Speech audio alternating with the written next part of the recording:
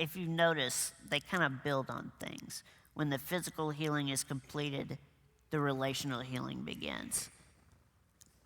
The spiritual healing takes a little time because things have to be stripped away before God can give you the faith to believe in him. I'm going to cut kind of through the next part of this to get to my main point. But in this man's life, the Pharisees brought him into the synagogue. Oh, and by the way, the word Pharisee, don't think that's just a past term. I like to call it church people. And they're one of them or two in every church. If you don't believe me and you don't know which one that is, that's probably you. But the Pharisees brought him in and they said, okay, weren't you blind? He said, yes. How did you get healed? Well, this man named Jesus came, put mud in my eyes, and told me to wash, and now I see. Well, they didn't believe him, so they bring the parents in. And they said, is this your boy? Yes. Was he blind from birth? Yes. How was he healed? Oh, we don't know. He's of age. You ask him. So thanks for the parents taking one for the team for the boy. They were covering their own behinds because they didn't want to get kicked out of the church. So they bring the guy back in. We don't know how old he is. And they say something to the tune of, well, praise be to God. A sinner was used to heal this man. And so the guy goes, wait a minute. Whether he's a sinner or not, I don't know. All I know is I was blind, but now I see. And so they asked him again for the second and third time, how did it happen? And so he told them, and I like this. Maybe I'm the only one that reads this story this way. The guy was kind of a smart aleck. He said, wait a minute.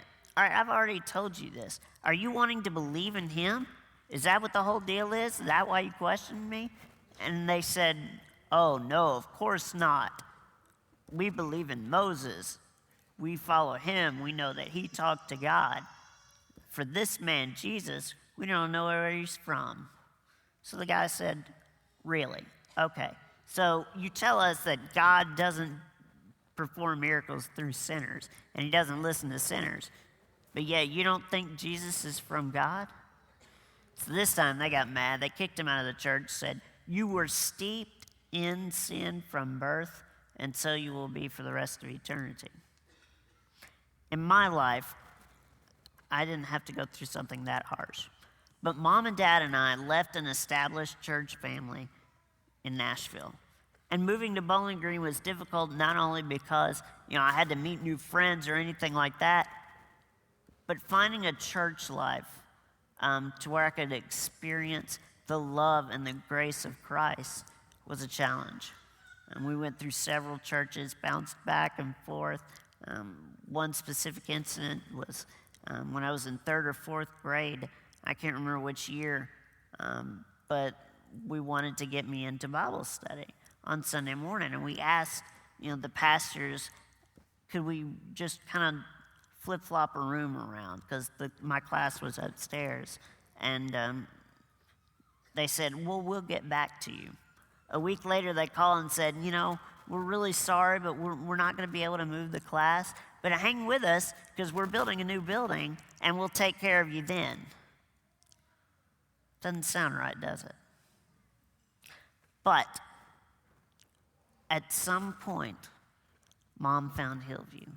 And it's not about finding Hillvue. It's not about the building or the people. It was the opportunity to be interacting with Jesus.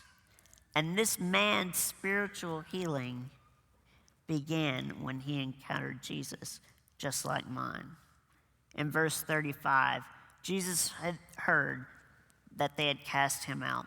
And having found him, he said, do you believe in the Son of Man? He answered, who is he, sir, so that I may believe in him? Jesus said to him, you have seen him, and it is he who is speaking to you. He said, "Lord, I believe," and he worshiped him. Jesus said, "For judgment I came into this world, that those who do not see may see, and those who see may become blind." Some of the Pharisees near him heard these things and said to him, "Are we also blind?" Jesus said to them, "If you were blind, you would have no guilt, but now that you see, your guilt remains." When we came to Hillvue, I was given the opportunity to immerse myself in the happenings of Jesus. My sophomore year, we got to go to Cleveland, Ohio for an inner city mission trip. And you can't imagine the response of kids that had nothing, that go around dodging bullets all day, to a kid in high school that's in a wheelchair, coming to speak to them, coming to be with them, coming to show them the love that they don't get on a daily basis. That was a part of my spiritual healing.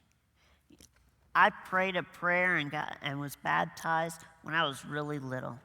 But it wasn't until I started to encounter Jesus on a daily basis, from the help of family and friends to the studies of the Word, and I learned how to serve because of that spiritual healing. And today I stand before you, healed physically, relationally, and spiritually. But the spiritual one still takes time. I'm not perfect. And as hard as life can be in this chair, I know that my eternity is taken care of. I know that I am living in a full and abundant life. If we notice what Jesus said on the cross, he said, "It is finished." Too many times in churches or whatever you hear in the news is that about Christianity is that your salvation happens at the cross and the resurrection. No. Salvation began long before. This man, when he was healed, his healing equaled salvation. Okay? Look, the cross was just the culmination of God's plan. The resurrection allowed us to live a healed life for those who believe in him. So, whatever you're going through, whether it be sickness, cancer, addiction, it was finished on the cross.